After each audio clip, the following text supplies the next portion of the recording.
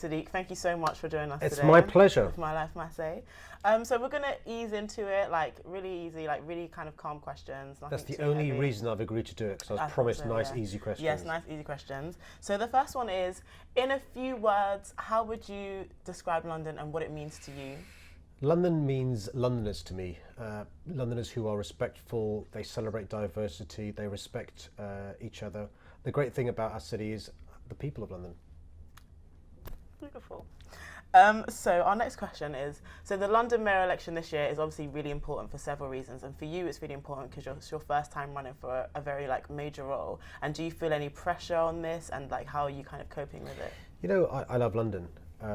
When I think about my family and myself, we owe everything to this great city. My parents came to this country in the 1960s as immigrants from Pakistan. My grandparents were immigrants from India to Pakistan. I'm born and raised in London. I'm going nowhere.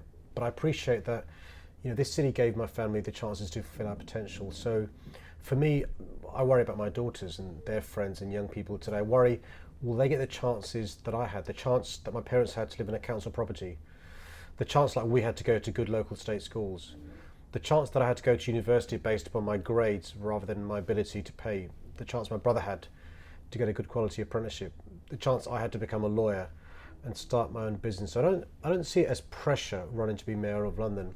I see it as an opportunity to ensure Londoners today, young Londoners in particular, have all the chances that I had. And I worry about Londoners being priced out of our city because of the housing crisis, the cost of commuting. I worry about Londoners who could be really, really good but haven't got a chance to do an apprenticeship or go to university. And so look, there's no pressure, but you know, I'm loving the campaign. I'm loving meeting Londoners all the time, young Londoners and older Londoners, rich, poor, black, white, gay, lesbian, Muslims, Jews, Hindus, Sikhs, Buddhists, Christians, those who aren't a member of an organised faith, Londoners.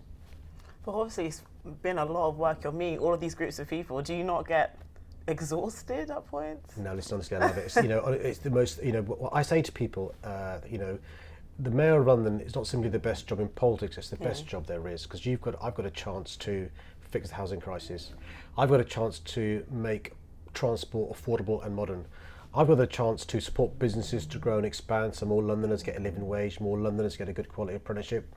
I've got a chance to make our city healthier and safer, so I'm loving it. Well, that's good.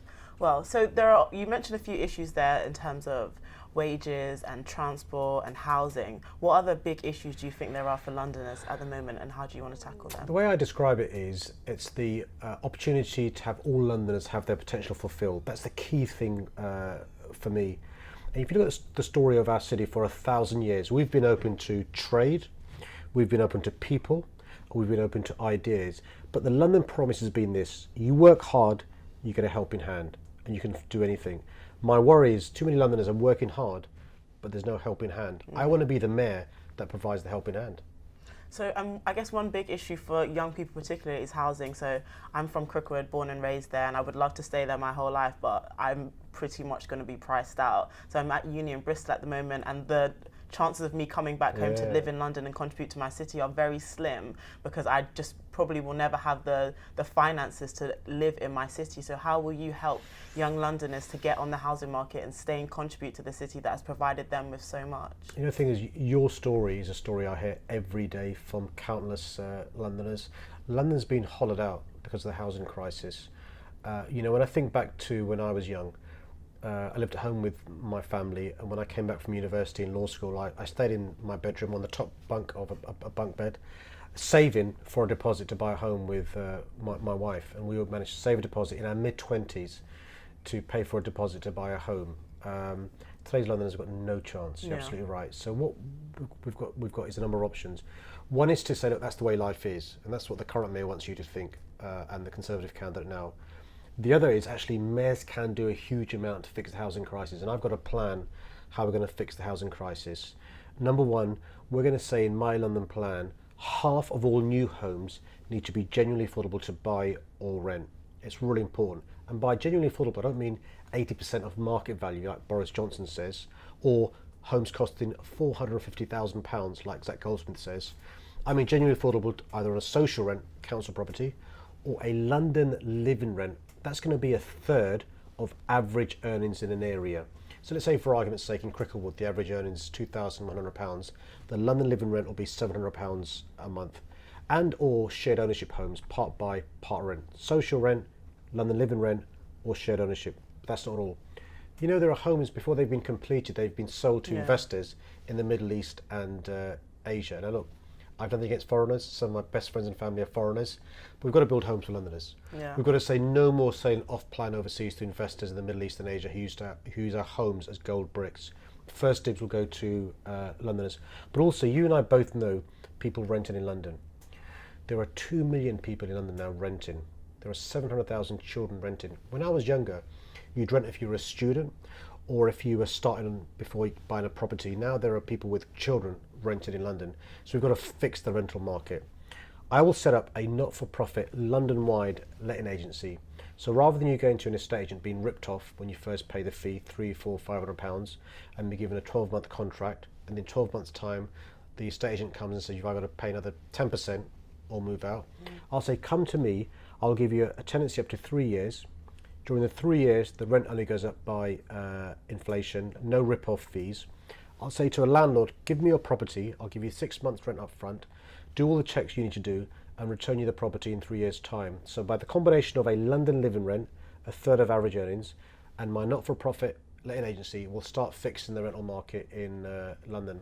And the other thing is this, if you just imagine Hyde Park, Transport for London, the Mayor of London, owns land equivalent to 16 times Hyde Park. Why don't we use some of that land to build genuinely affordable homes for Londoners, keep the freehold, that way we have homes for Londoners plus a revenue stream coming into TfL to keep the fares down, a win-win. So, I've got a real plan to fix the housing crisis in London. Okay, so you've got some brilliant ideas and I'm very impressed, but one of the main talking points around this election is actually getting young people and people to turn up to vote and actually engage in this political system. So one of the ideas that have been thrown about is the idea of having like online voting. Do you think that's a good idea? Do you think that would work? And what other ways do you think we can engage more young people, more people in general in this election? When you compare and contrast the numbers of people above 60 who take part in elections versus those below the age of 32, it's shocking, the disparity. More than 75% of older people vote in elections. Some are approaching 30 to 40% of younger people vote in elections. So politicians who are lazy spend their time talking just older people and neglecting younger people. We've got to change that because we need to make sure that London is a home for younger people as well. It's an amazing fact. Last year, since records began, the largest number of Londoners aged between 30 and 39 left London. This is London's talent leaving London because they want to start a family, they want to buy a home, they want to move from a flat to a home, they want to start a business, and we've got to stop that happening. And one way is us speaking to younger people much more. That's why I'm speaking to MYLIFEMYSAY, speaking to you today. We've got to make sure young people get registered to vote in elections, and we've got to make sure we increase turnout at the election. One of the things that I was keen to do when I was a member of the Shadow Cabinet was to explore ways of making it easier to vote. I was looking into whether we could change the day people vote rather than a Thursday, one day of the weekend. Looking at whether we could have a week's voting rather than just a day's voting, but also experimenting with voting via the internet, online voting. Unfortunately, we lost the election, so we can't pilot those things. But I think we've got to think about evolving the way we vote. Look, the way we vote, it goes back 100 years. On a Thursday, you go into a ballot box and you put the cross by the name. You've got to vote in person unless there's a good reason to vote by post or by proxy. Why haven't we changed and evolved the way we vote? And I think that's one of the things the government should be looking at in relation to democratising democracy much more than currently takes place. So in terms of, I guess that's the kind of voting aspect, and I think politics goes a lot more than just kind of voting for somebody, but in terms of having a constant relationship with young Londoners and engaging with young Londoners, how do you think that could be done? So there's a school of thought that says democracy takes place once every 4 years, every 5 years in the ballot box. I think that's not correct. I think democracy takes place every day, every week, year in, year out. I want to crowdsource, for example, the best ideas. I don't believe in command and control where I impose ideas upon you. So we're going to have a city hall where, for example, we set up a prize, the Bazalgette Prize. If you've got an idea which will solve one of today's problems in London, we'll give you prize money. We'll patent the idea and roll out the idea. We want a city hall where we crowdsource the best ideas. Let me know what ideas you've got in relation to making London better. We've got plans, for example, I want to set up a business advisory board where I won't just get Labour cronies giving me advice. I'll get the best in London business people, younger people, older people, men, women, giving me advice. I want to set up schools for Londoners, working with today's employers to train up today's young Londoners to have the skills for tomorrow's job. It's an idea of Nick from Bill de Blasio in New York. He's got a tech talent pipeline. Well, think about the jobs of the future, low carbon, manufacturing, creative industries, tech, finance.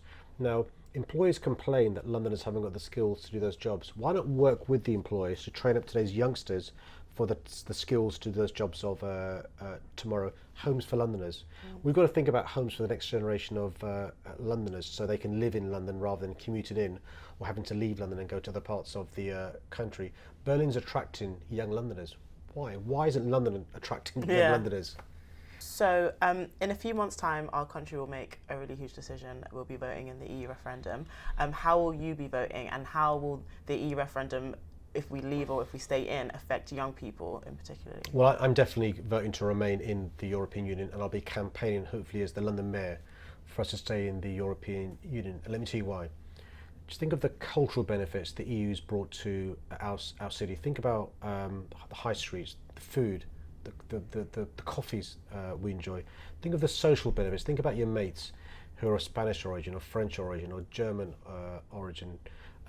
Think about the benefits to our security. There's so much cross-border cooperation in relation to keeping us safe at the airports, in the aeroplanes, exchanging information about criminal records, extradition, but also the economic benefits are huge. There are more than 500,000 jobs in London directly dependent on the European Union.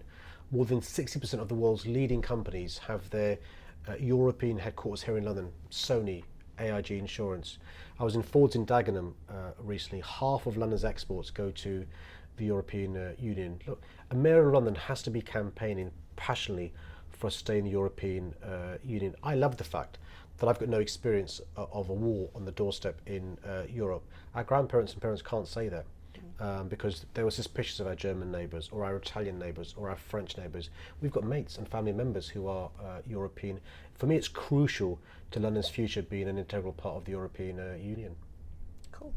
And what final message do you have for young Londoners? Well, look, my message to young Londoners is, look, this is your city. This is your city. This is our city.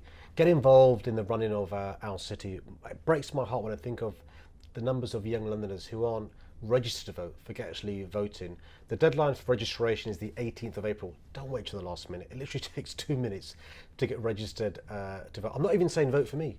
At this stage, just get registered to vote. Go on the website, make sure, My Life, My Say. Get involved in deciding who's the next mayor of London. Cool, thank you so much. My pleasure. So thank you everybody for watching and engaging. Below will be a link to subscribe to My Life, My Say YouTube channel where you can find a lot of our interviews and ones that we will be doing in the future.